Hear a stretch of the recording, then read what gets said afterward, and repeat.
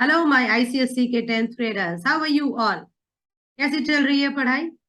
I hope everything is going on at a very good pace. Many of you would have written their first unit test or their first term examinations.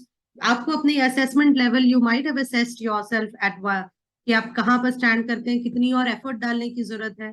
अगर कम marks आए तो कोई issue नहीं है, because you have a lot of time in your hand right now. Okay, so घबराना नहीं है, डटे रहना है. क्यों? गिरते हैं शहसवार ही मैदाने जंग में. तो बच्चों, gear up. And today we are starting off with another periodic trend. आज हम पढ़ने वाले हैं इलेक्ट्रोनेगेटिविटी के बारे में. Okay, so sit with your notebooks and let's begin. Yes students, so very quickly revising on what हमने ऑलरेडी पढ़ा हुआ है. ये जो ट्रेंड है ये आपको ध्यान में रखना है. पीरियोडिक टेबल आपके सामने है. एटॉमिक रेडियाई की what is the trend? Atomic radii, when you go down the group, atomic radii is going to increase, size बड़ी हो जाएगी. And as you go from left to right, what will happen to atomic radii? It is going to decrease. Similarly, what will happen to ionization energy? The energy that we will give to the atom to make it into a cation. Ionization energy का क्या होना है? If you move from left to right in the period, it is going to increase. Ionization energy is going to increase. और जब आप नीचे आने वाले हैं तब क्या होने वाला है? Ionization energy is going to decrease. Similarly, electron affinity. Electron affinity is that energy which is released from an atom when an atom accepts an electron and gets converted into a uninegative ion. तो एक अनायन बनने पर जो energy atom release करता है वो है electron affinity. उसकी ट्रेंड क्या है? Same trend as ionisation energy. जब आप पीरियड में लेफ्ट टू राइट आएंगे तो what will happen? Increasing electron affinity trend. And when you are going down the group, what is happening? There is a decreasing electron affinity trend. जब आप ऊपर से नीचे आते हैं तो इलेक्ट्रॉन एक्सेप्ट करने की टेंडेंसी कम होती जाती है. Now today what are we going to learn? Today we are going to learn about the abstract noun of chemistry. अच्छा, abstract noun क्या होता है बच्चों? Abstract noun is a noun which is just an idea. Can we touch it? Can we see it? It's just a perception. It's an idea. It's a general quality. जैसे कि beauty हो गया, जैसे कि freedom हो गया. लेकिन क्या उसकी existence बहुत important नहीं है? It is very much important. Similarly, chemistry में भी एक ऐसा ही property है, which we will not be able to measure exactly because it's a tendency. It's not an exact physical quantity. It's a tendency. It's a nature. It's like the abstract noun. तो आज हम पढ़ने वाले हैं किसके बारे में? इलेक्ट्रॉन नेगेटिविटी के बारे में. ओके बच्चों, इलेक्ट्रॉन नेगेटिविटी की बात हम तब करते हैं जब एक एटम ने बॉन्ड बना लिया और वो एक मॉलिक्यूल में कन्वर्ट हो गया. Okay, so we will talk about electron negativity only when an atom A combines with an atom B to form a bond. In such a case, we are mostly talking about a covalent bond case. So what do you expect कि जब एक covalent bond बने A और B के बीच में, atom A और atom B के बीच में, so one of the electrons would be contributed by atom A and the other electron would be contributed by atom B. ये दोनों इलेक्ट्रॉन्स इक्वली शेयर होंगे ए और बी के बीच में. That is what is the general conception of a covalent bond. Chemical bonding आपका next chapter है, उसमें आप ऑक्टेट स्ट्रक्चर्स बनाना सीखेंगे. But you already have a rough idea as to what is a covalent bond. Bond form by the sharing of electrons. तो जब एक atom एक बॉन्ड बनाता है तो कभी कभी वो एटम इसमें थोड़ा सेल्फिश हो जाता है. वो क्या कोशिश करता है कि ये दोनों इलेक्ट्रॉन थोड़ा ज्यादा उसी के पास है. This tendency of the atom to attract the shared pair of electrons, okay, to attract the shared pair of electrons more towards itself is called as electron negativity. जैसे B atom चाहेगा कि वो थोड़ा सा दोनों इलेक्ट्रॉन्स का अगर distribution 50-50% होना चाहिए था, तो B has a tendency to pull it more towards itself so that the distribution is somehow like 40-60। B के पास थोड़े ज्यादा टाइम इलेक्ट्रॉन्स है और ए के पास थोड़े कम टाइम इलेक्ट्रॉन्स है। इलेक्ट्रॉन नेगेटिविटी को इसीलिए हमने टेंडेंसी का नाम दिया। ये टेंडेंसी है उस एटम की जो अट्रैक्ट करेगा शेयर्ड पेयर ऑफ इलेक्ट्रॉन्स को अपनी तरफ, towards itself. So we will always talk about electronegativity in a bond. Atom का इंडिविजुअल, जब एटम अलोन है तब हम उसके इलेक्ट्रोनेगेटिविटी की कोई बात नहीं करते, जब एटम बॉन्ड बन जाता है तभी हम उसके इलेक्ट्रोनेगेटिविटी की बात करते हैं। Okay, so think of this property electron negativity as a tendency of any atom, as a nature of any atom. Few atoms have the tendency to attract electrons more towards themselves and few have a nature of not attracting electrons, repelling electrons.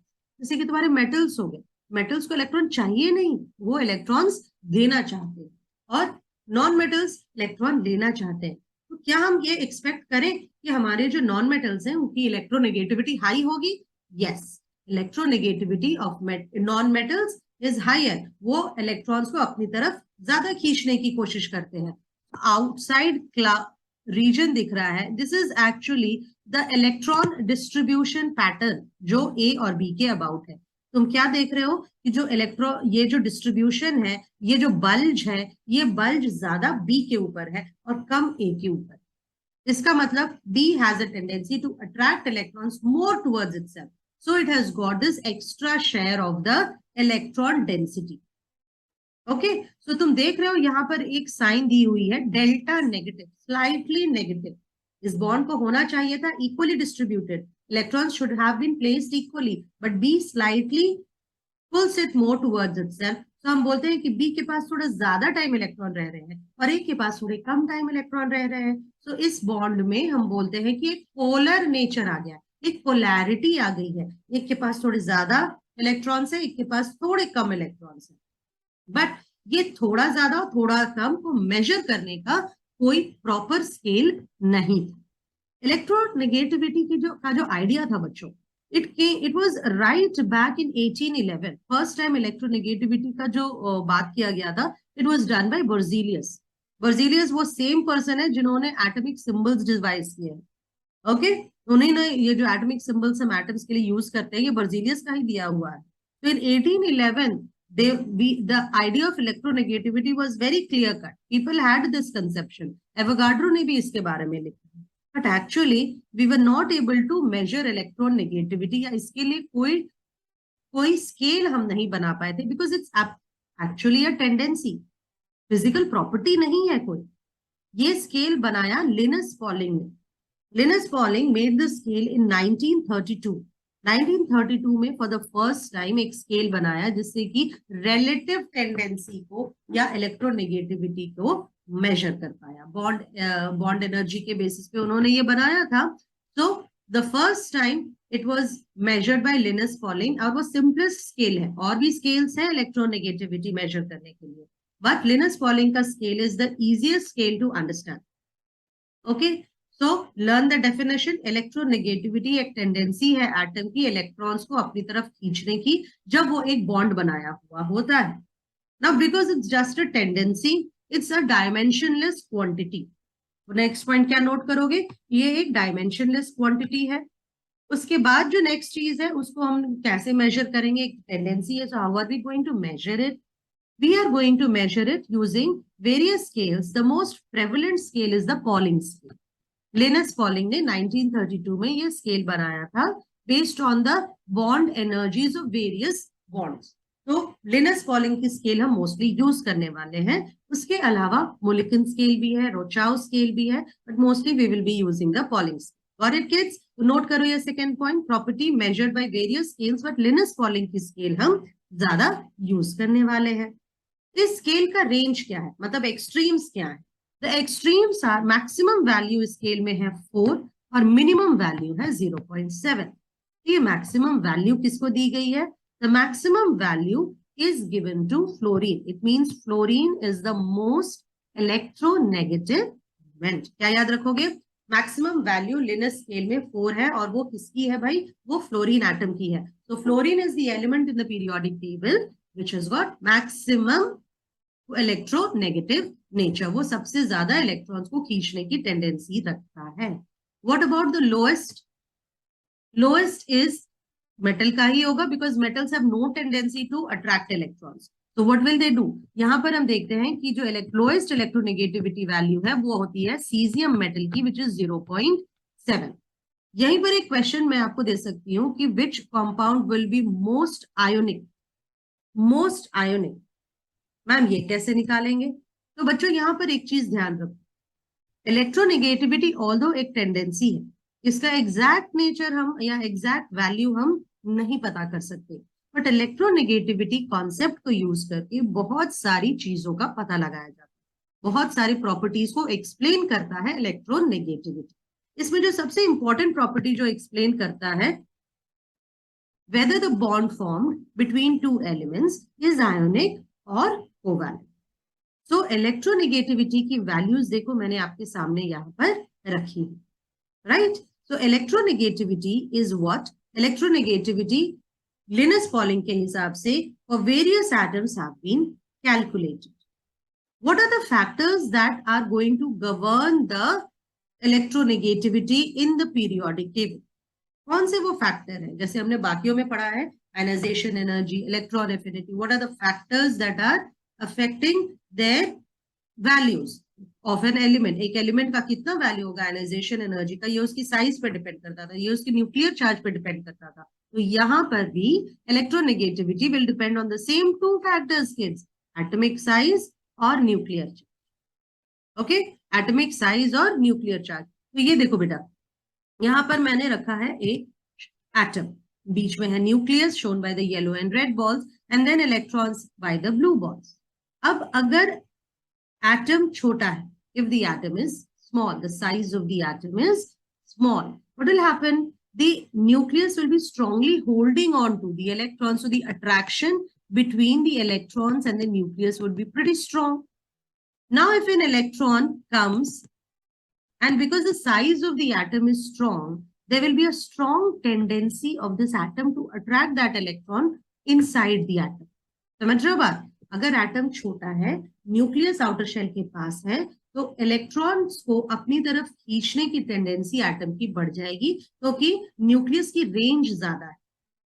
Size छोटा होने की वजह से nucleus has to act on a very small area, and nucleus is the positive centre, वहीं पर सारे protons है, protons electrons को अट्रैक्ट करेंगे. तो अगर एटॉमिक साइज है छोटी, तो electron negativity value will be high. Okay, so greater, or on the other way, what can we say?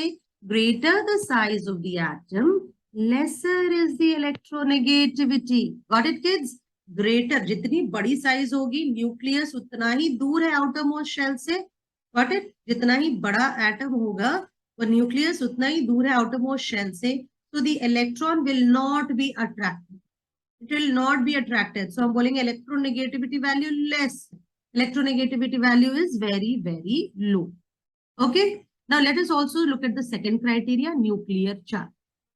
Protons बहुत ज्यादा है, nuclear charge बहुत ज्यादा है, न्यूक्लियस में बहुत ज्यादा प्रोटॉन्स है.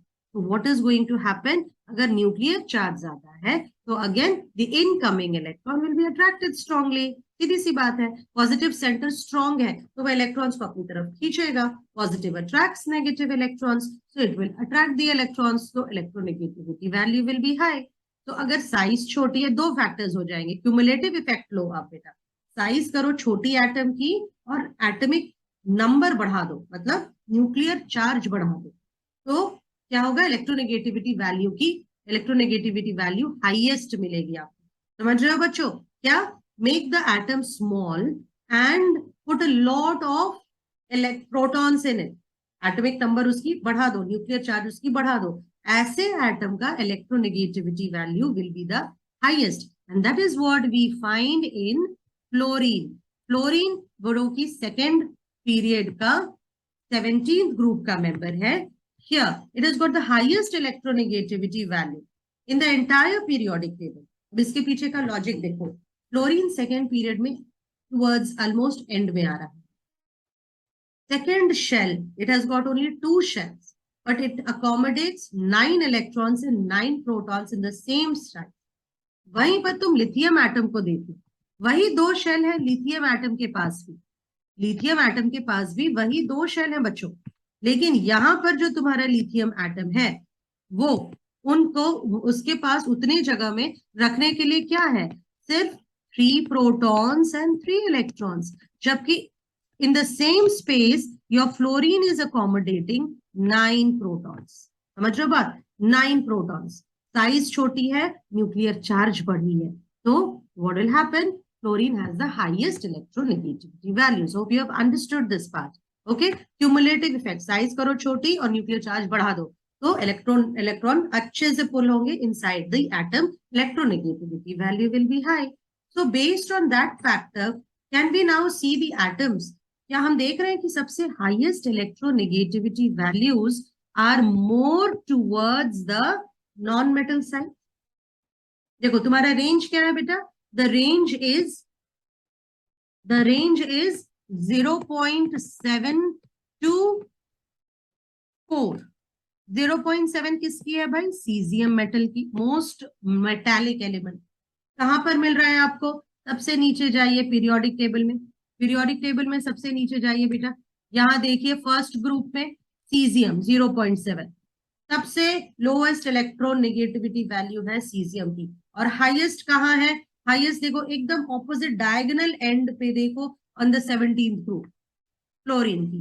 So can I predict the trend here, क्या तुम ट्रेंड को प्रिडिक्ट कर सकते हो?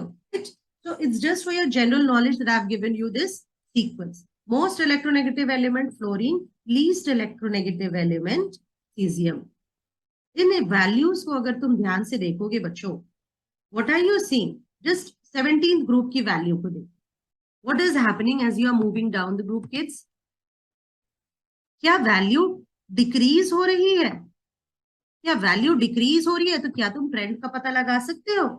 ऊपर से नीचे जब आप आ रहे हो, from fluorine to chlorine to bromine to iodine, what are you finding? That the electronegativity values are reducing, कम होते जा रहे हैं। Why? Mostly because the atom is getting bigger in size. जब आप ऊपर से नीचे आते हो in a group, atomic size increases, और क्या लिखा है, greater the atomic size, lesser is the electronegativity। तो जितनी बड़ी एटम उतना छोटा इलेक्ट्रोनेगेटिविटी वैल्यू। ओके, सिमिलरली आप ग्रुप में भी ध्यान दे दो, क्योंकि values are in front of you, you can very easily make that out.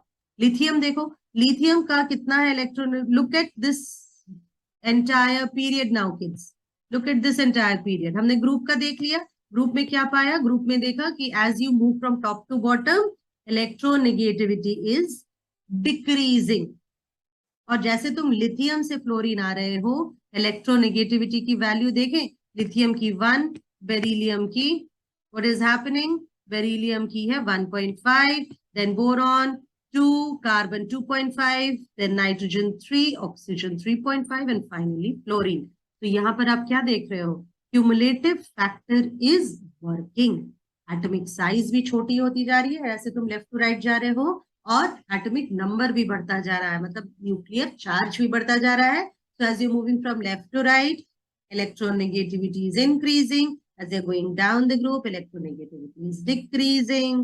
Okay बच्चों, तो हमने ये असेसमेंट कर लिया, हमने दोनों फैक्टर्स देख लिए एक बार फिर से।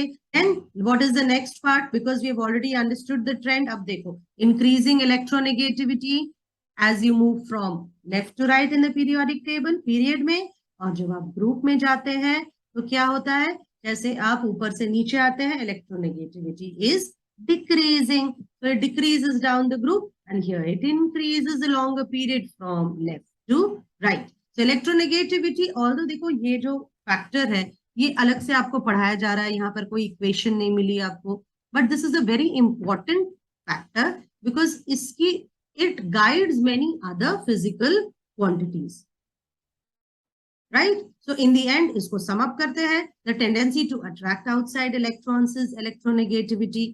Metals have low electronegativity values, and next part क्या है,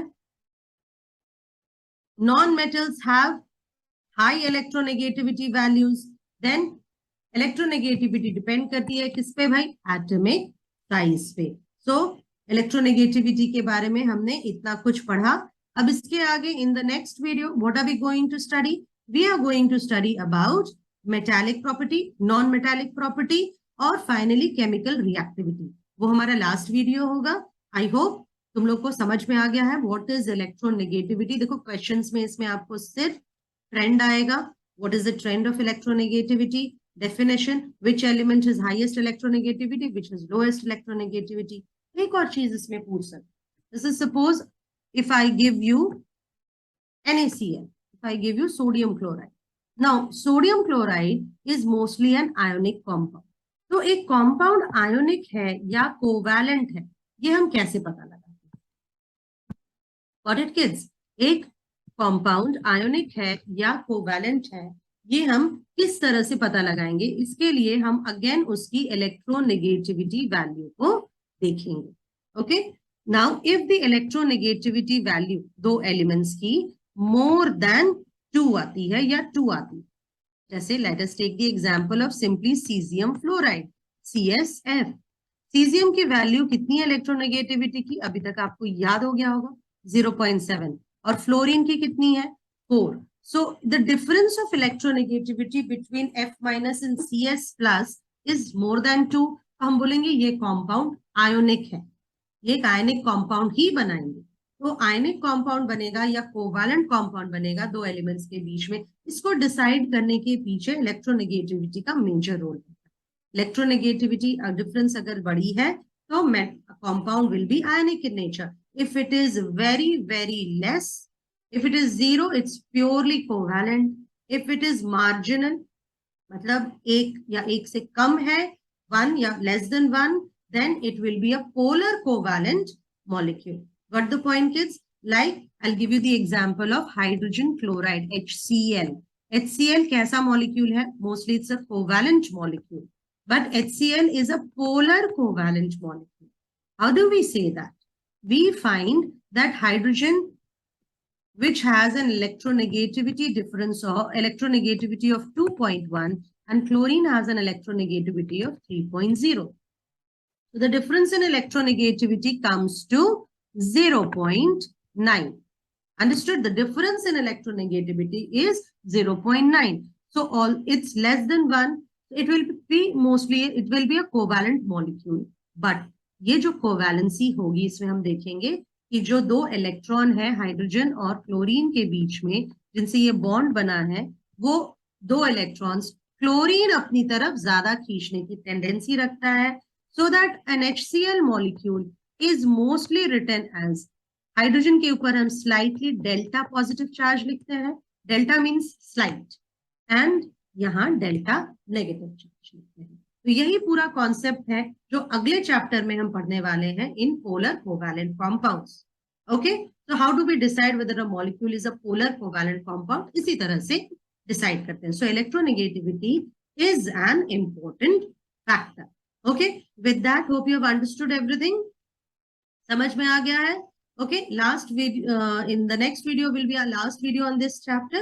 और फिर हम अगला सेशन दूसरे चैप्टर के साथ स्टार्ट करेंगे. If you want any special chapter to be taken up first, जिसमें आपको प्रॉब्लम हो, आप उसको कमेंट सेक्शन में लिख सकते हैं. I will look into that. Okay, have a nice day, kids. Meet you again. Bye.